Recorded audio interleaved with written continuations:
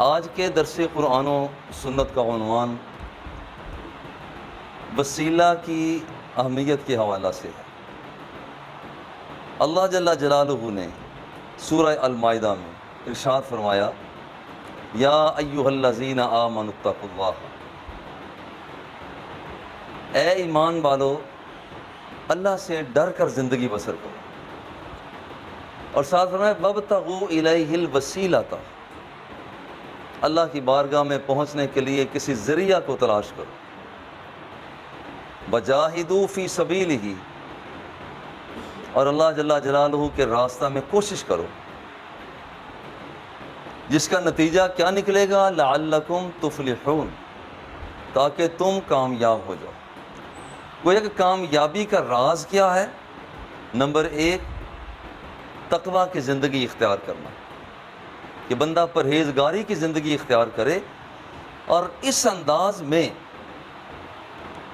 پن کر قدم رکھے کہ جیسے خاردار علاقہ میں جا رہا ہو تو اپنے دامن کو الجھنے سے بچانے کے لیے وہ اپنے دامن کو سمیٹ کے چلتا ہے، کہیں میرا دامن کانٹوں سے الجھ نہ جائے۔ بس یہی تقویٰ ہے کہ یوں قدم رکھے، پیش رفت کچھ اس انداز میں کرے، وہ آنکھ کا استعمال صحیح کرے، کہیں الجھ نہ جاؤں، سماعت کا استعمال صحیح کرے، کہیں الجھ نہ جاؤں، قوت عقلیہ غضبیہ شہوانیہ کا استعمال متوازن طریقے سے کرے، کہیں الجھ نہ جاؤں، اپنے تخیلات افکار کا اختیار کرنا اس انداز میں کرے، کہیں الجھ نہ جاؤں، کہیں میرا اللہ مجھ سے ناراض نہ ہو جائے۔ لیجئے، یہ اس طرح سے زندگی بسر کرنا یہ بندے کا پہلا عمل ہے۔ کامیابی کا راز کس میں ہے؟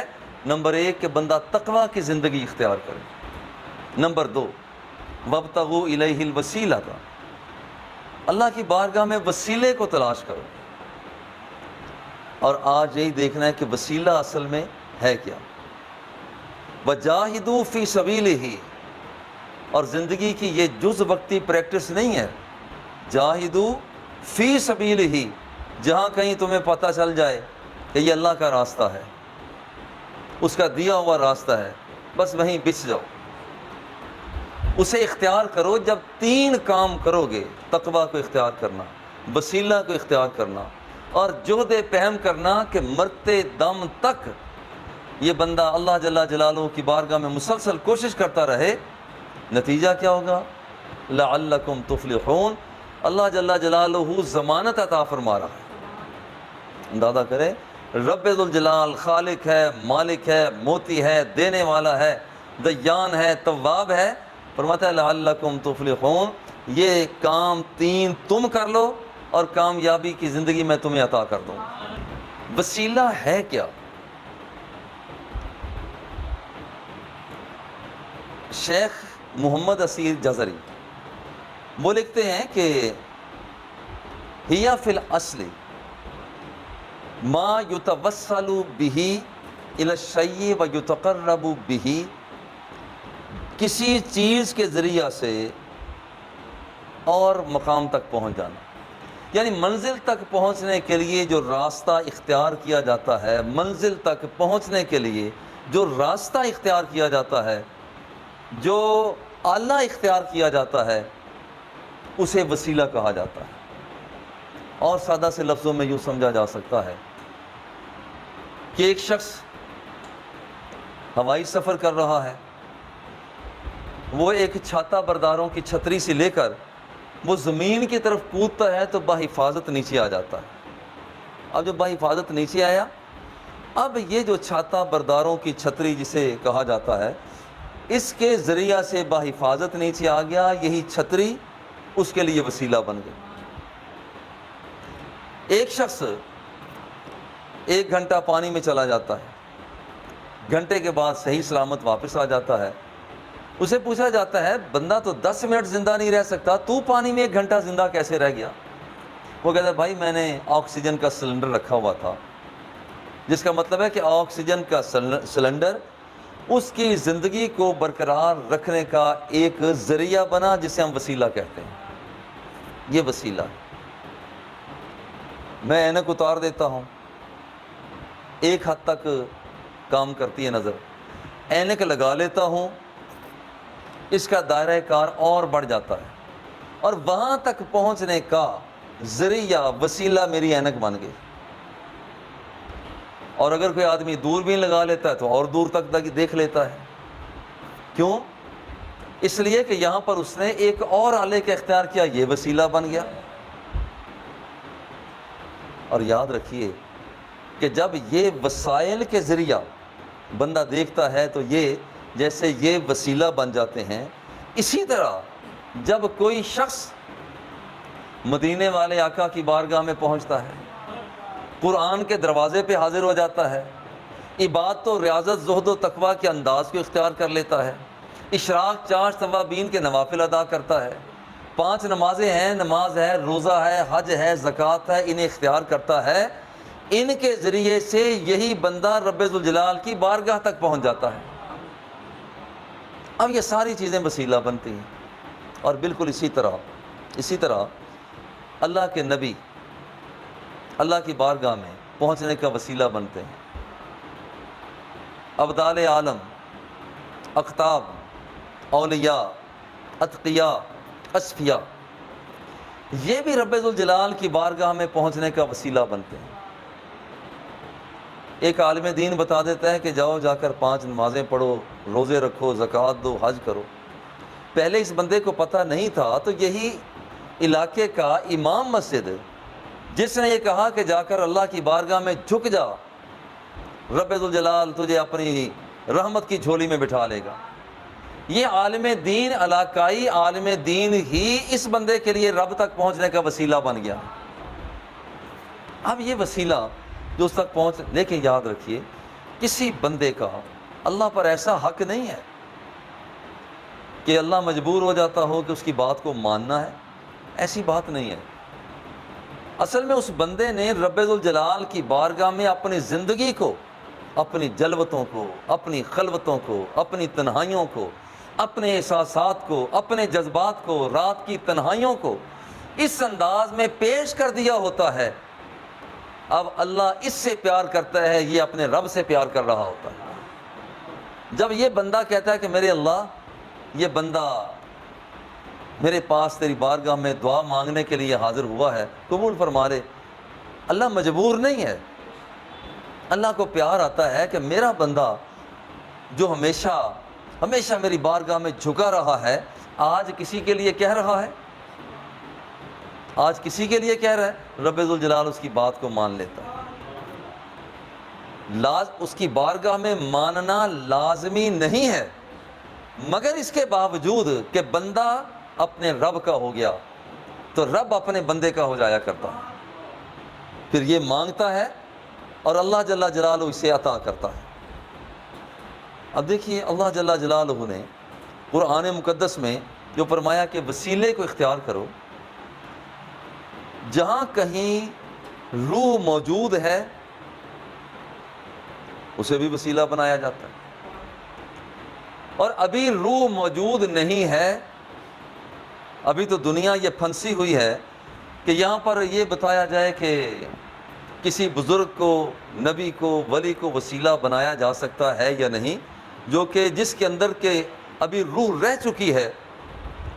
عجیب بات یہ ہے کہ حضور علیہ الصلاۃ والتسلیم کی تشریف آوری سے پہلے، ابھی حضور جلوہ فگن نہ ہوئے تھے، لوگ کلمہ پڑھتے عیسیٰ روح اللہ کا، کلمہ پڑھتے موسیٰ کلیم اللہ کا، مگر جب ان کا کام اڑ جایا کرتا تھا تو رب ذوالجلال کی بارگاہ میں وسیلہ آمنہ کے لال کو بنایا کرتا۔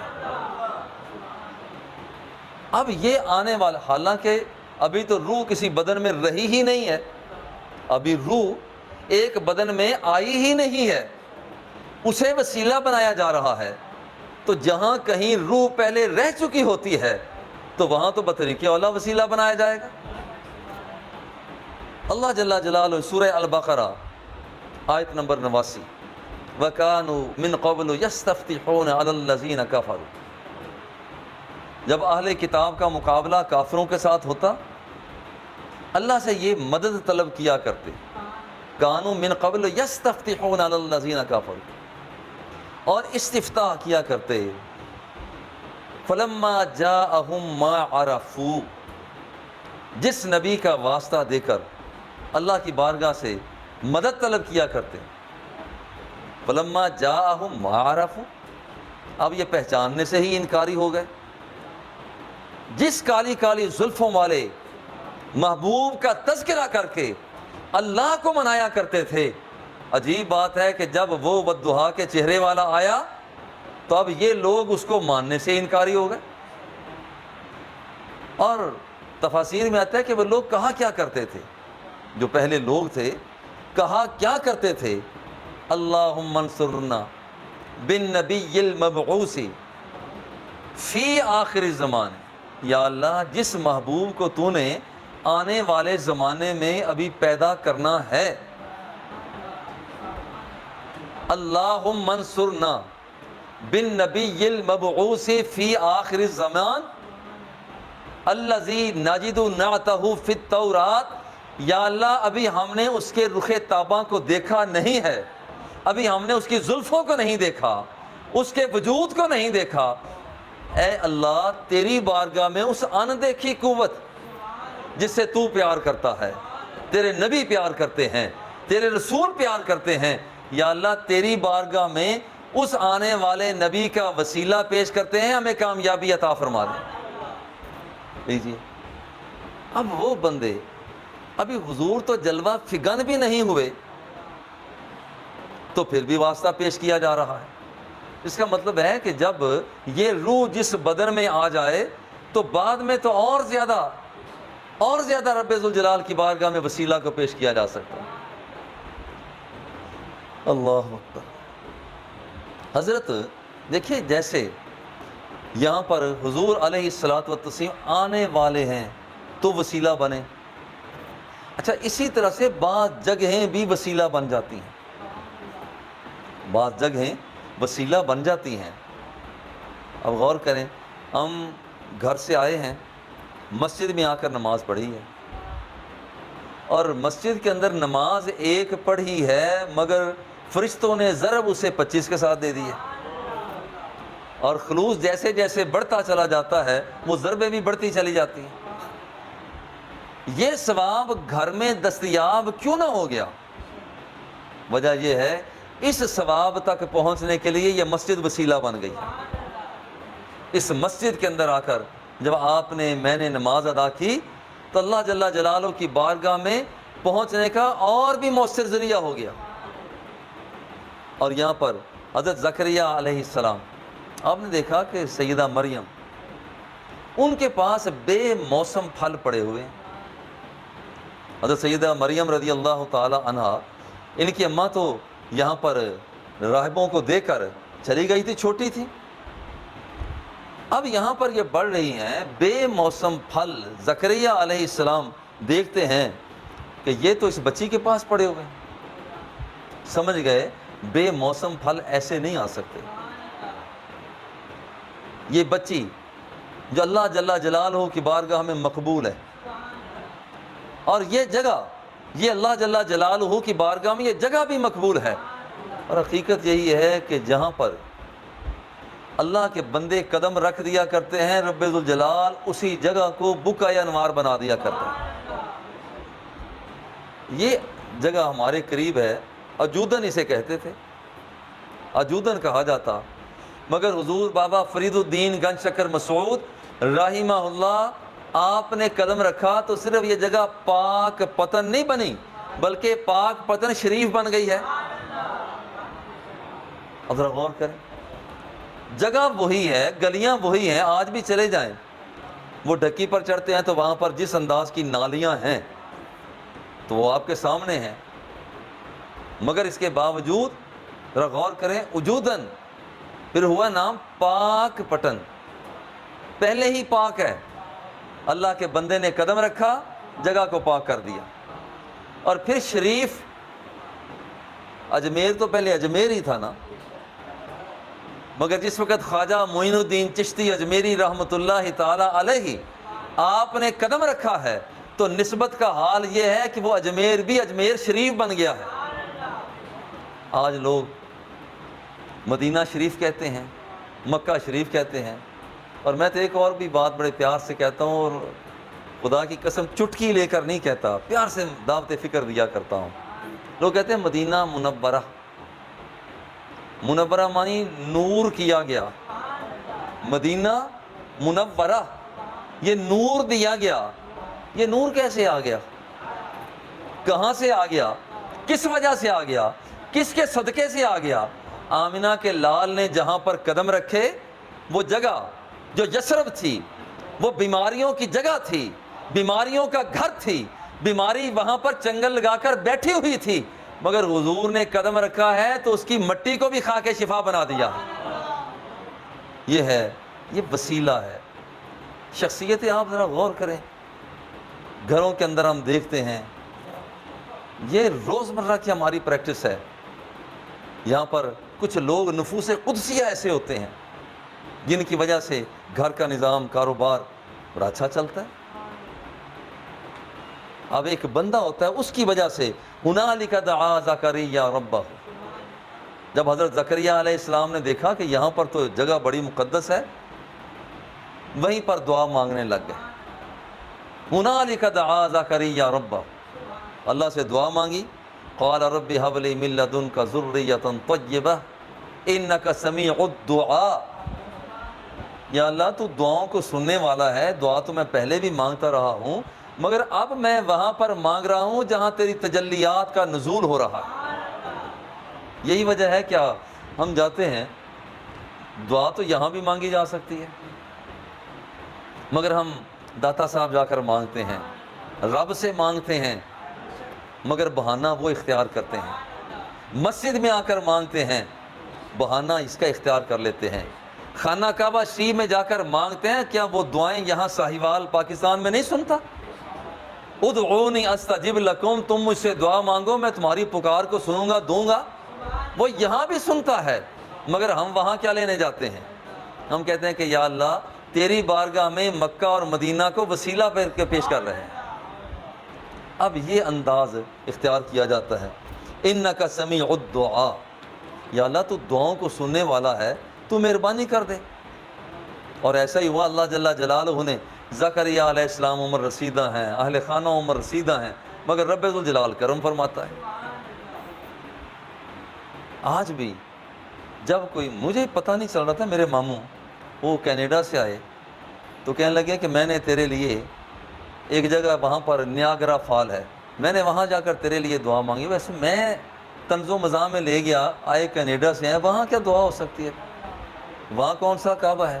لیکن مجھے ان کی بات کو میں نے سنا، اللہ انہیں جنت الفردوس میں بلند مقام عطا فرمائے. ان کی بات کو سنا، بات میں نے دل میں رکھی. بعد میں جب یہ پڑھا کہ جگہیں مقدس بن جاتی ہیں، جہاں عجوبے ہوتے ہیں، وہ اللہ جل جلالہ کی بارگاہ میں دعا مانگنے کے ذرائع بن جاتے ہیں. کیونکہ وہ دنیا کا عجوبہ ہے، وہاں پر اللہ یاد آتا ہے. اللہ یاد آتا ہے کہ اتنی قدرت والا اللہ ہے. تو جب اللہ یاد آ جاتا ہے تو اس کی بارگاہ میں دعا مانگی جاتی ہے تو رب ذوالجلال قبول بھی فرما لیتا ہے. اللہ. اور دیکھیے اللہ کے بندے یہ مصیبتوں کو ٹالتے ہیں، اور یہ مظہر فرید اپنی طرف سے نہیں کہہ رہا. آؤ سورہ الاعراف آیت نمبر 134-35 کو پڑھو. قالوا یا موسیٰ ادع لنا ربک بما عہد عندک. لوگ موسیٰ علیہ السلام کے پاس آ گئے، حضور مصیبتیں بڑی نازل ہو رہی ہیں، جوؤں کی مصیبت ہے، دفادع یہاں پر مینڈگوں کی مصیبت ہے، ٹڈی دل کی مصیبت ہے، مصیبتیں ہی مصیبتیں ہیں. یا موسیٰ ادع لنا ربک بما عہد عندک. دیکھیں اللہ نے آپ کی دعاؤں کو قبول کرنے کا وعدہ کیا ہے، تو آپ ہمارے لیے دعا ہی فرما دیں. اگر آپ جملہ سنیں، لَئِن كَشَفْتَ عَنَّا الرِّجْزَ لَنُؤْمِنَنَّ لَكَ وَلَنُرْسِلَنَّ مَعَكَ بَنِي إِسْرَائِيل. وہ کہا کرتے حضور اگر لَئِن كَشَفْتَ عَنَّا، اگر آپ نے ہماری مصیبت کو ٹال دیا. لَئِن كَشَفْتَ، کشف کرنا، ہٹا دینا. اگر آپ نے ہماری مصیبت کو ٹال دیا، لَئِن كَشَفْتَ عَنَّا الرِّجْزَ لَنُؤْمِنَنَّ لَكَ، ہم آپ پر ایمان لے آئیں گے، بنی اسرائیل کو آپ کے ساتھ بھیجیں گے۔ دیکھیں لَئِن کَشَفْتَ عَنَّا الرِّجْزَ، اگر آپ نے مصیبت کو ٹال دیا، اس میں کوئی شک نہیں مصیبتیں ٹالنے والا اللہ ہے، کوئی شک نہیں ہے دکھ درد مصیبتیں دور کرنے والا اللہ ہے، کوئی شک نہیں ہے روزی رزق دینے والا اللہ ہے، بیٹے بیٹیاں دینے والا اللہ ہے، جھولیوں کو بھرنے والا اللہ ہے، کوئی شک نہیں ہے۔ مگر اس آیت سے پتہ چلتا ہے لَئِن کَشَفْتَ عَنَّا الرِّجْزَ، دیتا اللہ ہے مگر کبھی دیتا کسی کے وسیلے سے۔ اے موسیٰ اگر آپ یہ کام کریں، اگر آپ ہماری مصیبت کو ٹال دیں تو ہم آپ کے ہو جائیں گے۔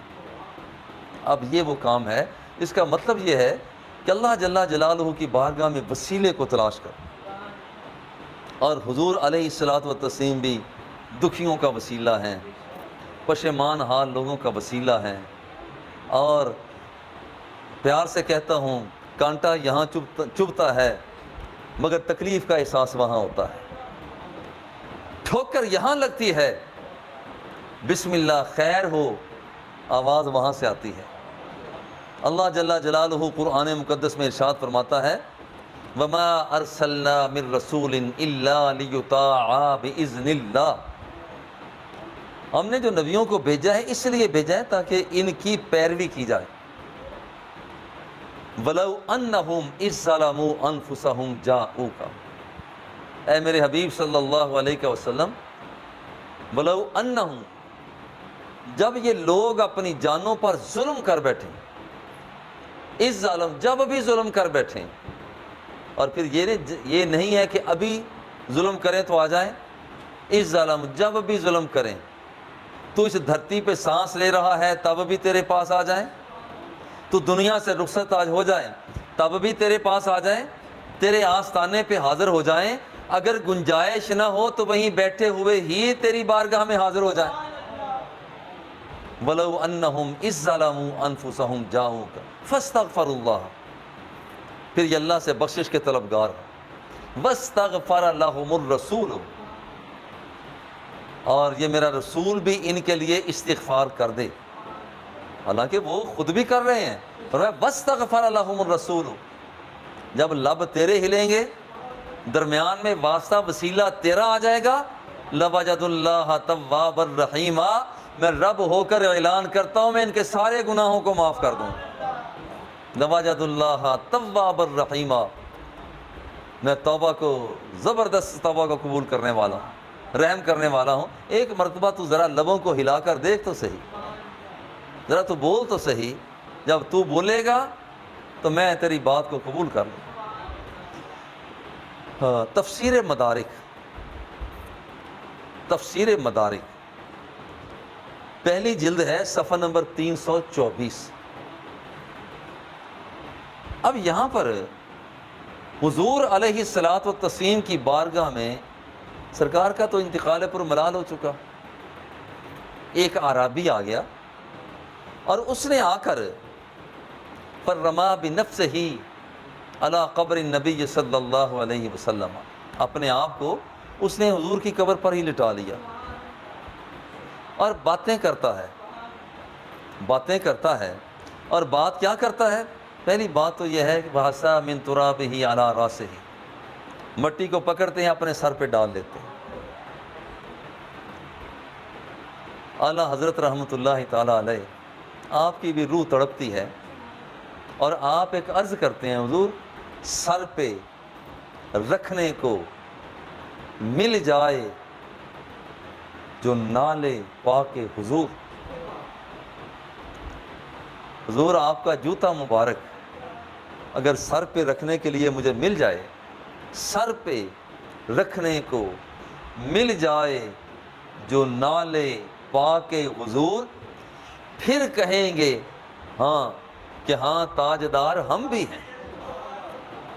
یہ بڑی تاجداری ہے کہ سرکار دو سرا کا بال مبارک کسی بندے کے پاس آ جائے، آپ سرکار کے جسم مقدس کو مس کرنے والا وضو کا پانی کسی بندے کو مل جائے، آپ تھوک مبارک ڈالیں کسی کے ہاتھ پہ آ جائے، بڑی خوش نصیبی ہے۔ اور یہ خوش نصیبی حضور کی قبر پر انوار سے مٹی اٹھا کر اپنے سر پہ ڈالتے ہیں۔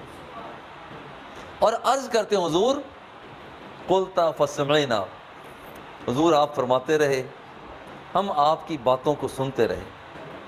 وفی ما انزل علیک، حضور آپ پر اللہ کا ایک حکم یہ بھی تو نازل ہوا تھا. اللہ فرماتے ہیں وَلَوْ أَنَّهُمْ إِذْ ظَلَمُوا أَنفُسَهُمْ جَاءُوكَ، جب لوگ اپنی جانوں پر ظلم کر بیٹھیں اور پھر وہ تیری بارگاہ میں آ جائیں، جَاءُوكَ فَاسْتَغْفَرُوا اللَّهَ، یہاں آ کر کہیں میرے اللہ معاف کر دے، وَاسْتَغْفَرَ لَهُمُ الرَّسُولُ، اور محبوب پھر ان کی سفارش تو بھی کر دے، لَوَجَدُ اللَّهَ تَوَّابًا رَحِيمًا، تو یہ اپنے رب کو تواب اور رحیم پائیں گے. اب وہ عربی کہتے ہیں حضور قد ظلمت نفسی، حضور مجرم آ گیا ہے. لوگ جرم کر کے افسروں سے بھاگا کرتے ہیں، اپنے افسر سے بھاگ جایا کرتے ہیں، اسے پتہ نہ چل جائے. مگر یہ گناہ گار عجیب لوگ ہیں، گناہ کرتے ہیں دامن مصطفیٰ میں آ جاتے ہیں، کیونکہ انہیں پتہ ہے نہ جہاں میں کہیں جو امان ملی، جو امان ملی تو کہاں ملی،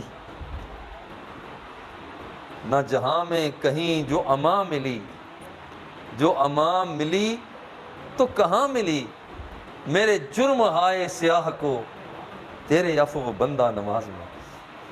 وہ جہاں پر پہنچ جاتے ہیں حضور قد ظلمت نفسی وجئتک، حضور ظلم کر کے میں آپ کی بارگاہ میں آ گیا ہوں، استغفر اللہ، اللہ جل جلالہ سے میں مغفرت کا طلبگار ہوں، فاستغفر لی، حضور برائے مہربانی میری سفارش آپ بھی تو فرما دیں. اب اگلا ذرا جملہ سنیں، اور میں تو پیار سے کہتا ہوں ذرا دل تھام کے سنیں. فنودیا من قبر النبی صلی اللہ علیہ وسلم قد غفر لک، بندہ آیا حضور میں رب سے معافی چاہ رہا ہوں، آپ بھی میری سفارش کرو. میرے مصطفیٰ سے رہا نہ گیا، قبر مصطفیٰ سے آواز آتی ہے قد غفر لک، بندے تیرے جتنے بھی گناہ تھے ان سارے گناہوں کو تیرے رب نے معاف فرما دیا. یا ایھا الذین آمنوا اتقوا اللہ، اللہ سے ڈر کر زندگی بسر کرو. وابتغوا الیہ الوسیلہ، اس کی بارگاہ میں وسیلے کو تلاش کرو. وجاہدوا فی سبیلہ، اور یہ پریکٹس جز وقتی نہ رکھنا، وہ زندگی کی آخری بہاروں تک، یہ زندگی کے آخری وقت تک اسے لے کر جانا.